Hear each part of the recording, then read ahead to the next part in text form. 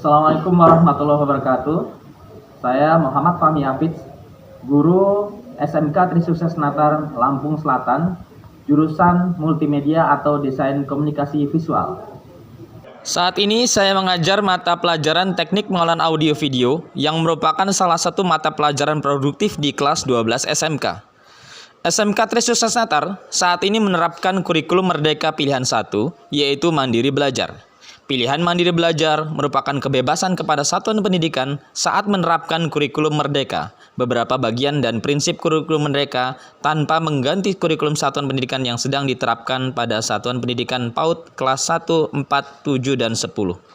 Salah satu pasangan kompetensi dasar dalam pelajaran teknik pengolahan audio video adalah menganalisis teknik pergerakan kamera saat pengambilan gambar bergerak atau perekaman video KD 3.3 serta mampu menerapkan teknik pergerakan kamera berdasarkan ukuran atau framing dan sudut pandang atau angle kamera itu adalah KD 4.3. Pasangan kompetensi dasar ini merupakan kompetensi dasar penting sebelum siswa membuat produk-produk film berupa film pendek, iklan layanan masyarakat, iklan komersial, film dokumenter, dan lain sebagainya.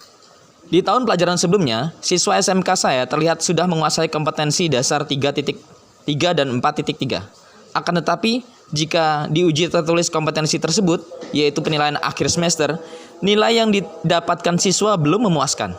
Umumnya, sebagian besar siswa memiliki nilai ujian di bawah kriteria kenutasan minimum atau KKM yaitu 75. Hal ini membuat saya prihatin. Seingat saya ketika dijelaskan materi tersebut, mereka tidak banyak bertanya sehingga saya anggap mereka telah menguasainya. Akan tetapi, nilai yang kecil ini membuat saya prihatin.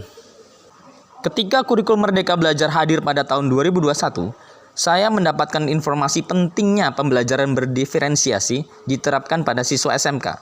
Pembelajaran diferensiasi sebaiknya diterapkan di kelas karena masing-masing siswa SMK memiliki karakteristik yang berbeda-beda. Terdapat berbagai macam peserta didik yang memiliki tingkat kesiapan, belajar, minat, bakat, dan gaya belajar yang berbeda satu dengan yang lainnya. Oleh karena itu, mereka memerlukan pelayanan pengajaran yang berbeda satu dengan lainnya, sehingga mereka dapat mengerti kompetensi dan materi pembelajaran sesuai dengan ciri khas dan keunikan masing-masing, agar mereka dapat berkembang secara optimal. Oleh karena itu, perlu adanya suatu proses pembelajaran yang memperhatikan ciri khas dan perbedaan individu peserta didik. Tetapi, saya merasa hal ini susah diterapkan di kelas, karena majemuknya siswa di kelas. Kalau saya menerapkan pembelajaran berdiferensiasi, maka saya merasa harus mempersiapkan banyak hal. Saya merasa agak berat menerapkan hal ini. Setelah membaca literatur pembelajaran berdiferensiasi dari Kemdikbudristek RI, berdiskusi dengan teman-teman, serta melihat contoh video best practice pembelajaran berdiferensiasi di platform kurikulum Merdeka Mengajar, saya merasa tertantang untuk menerapkan pembelajaran berdiferensiasi tersebut pada siswa SMK yang saya ajar. Di tahun pelajaran ini saya mencoba menerapkan pembelajaran diferensiasi dalam pasangan kompetensi dasar 3.3 dan 4.3 atau materi bidang pandang dan sudut pandang gambar bergerak yang nilainya kurang memuaskan pada siswa tahun pelajaran sebelumnya. Saya akan menerapkan pembelajaran berdiferensiasi dimulai dari pasangan kompetensi dasar ini. Carl A. Tomlinson, seorang pendidik pencetus pembelajaran berdiferensiasi, menjelaskan bahwa keragaman peserta didik dipandang dari 3 aspek yang berbeda, yaitu kesiapan belajar, minat, dan profil atau gaya belajar. Panca indera memainkan peranan penting dalam belajar. Ada yang dapat belajar lewat pendengaran saja atau auditory, ada yang harus melihat gambar-gambar atau ada yang cukup melihat tulisan-tulisan saja atau visual. Namun ada pula peserta didik yang memahami pelajaran dengan cara bergerak, baik menggerakkan hanya sebagian atau seluruh tubuhnya atau kinestetik. Ada juga peserta didik yang hanya dapat mengerti jika ia memegang atau menyentuh benda-benda yang menjadi materi pelajaran atau yang berhubungan dengan pelajaran yang sedang dipelajarinya. Sebelum pembelajaran kompetensi dasar 3.3 dan 4.3 dimulai, saya mencoba menggali gaya belajar siswa. Apakah mereka termasuk visual, auditory, atau kinestetik?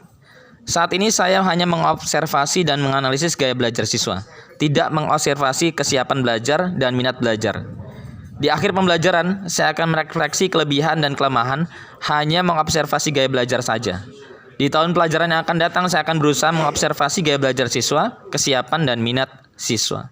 Saya mengobservasi gaya belajar siswa, yaitu dengan memberikan beberapa pertanyaan yang bisa dijawab via Google Form.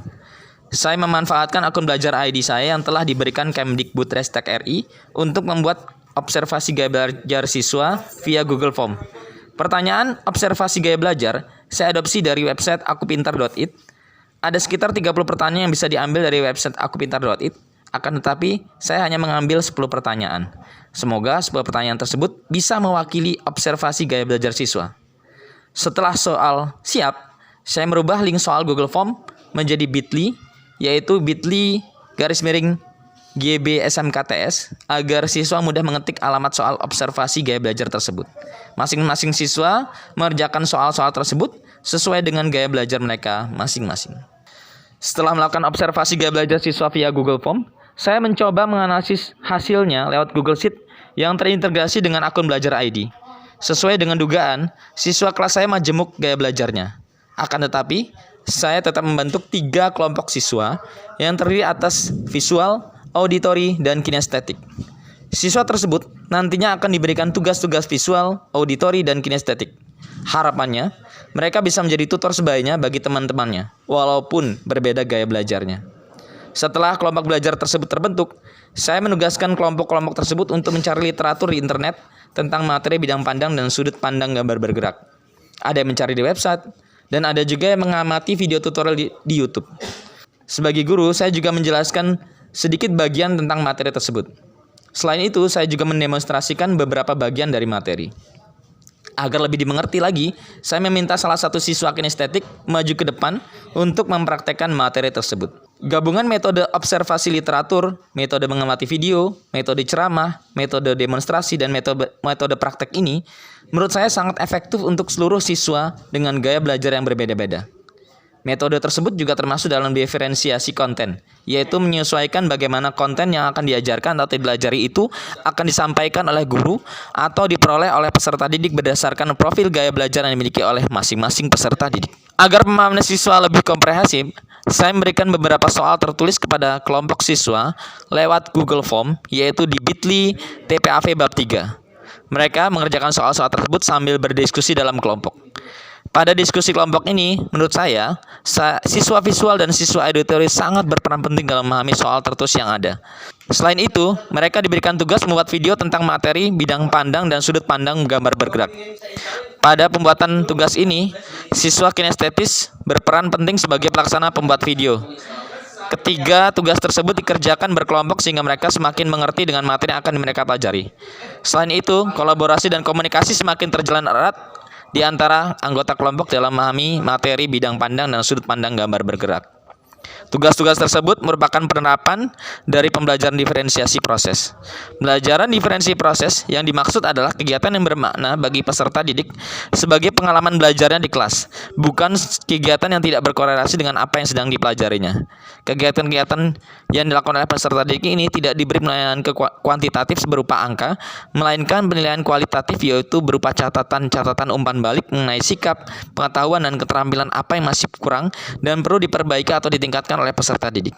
Di akhir pembelajaran, saya memberikan 3 pilihan asesmen atau penilaian kepada mereka sesuai gaya belajar mereka masing-masing. Untuk siswa visual, diberikan asesmen berupa tulisan tentang materi bidang pandang dan sudut pandang gambar bergerak. Untuk siswa auditori, diberikan asesmen menjelaskan tentang materi bidang pandang dan sudut pandang gambar bergerak.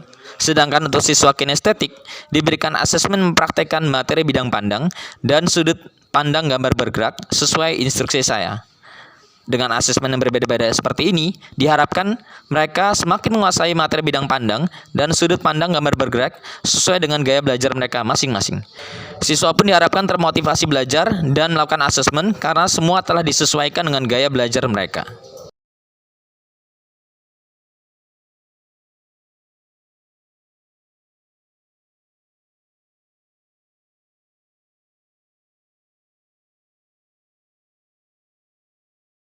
Demikian video best practice dari saya. Terima kasih. Semoga bermanfaat. Wassalamualaikum warahmatullahi wabarakatuh.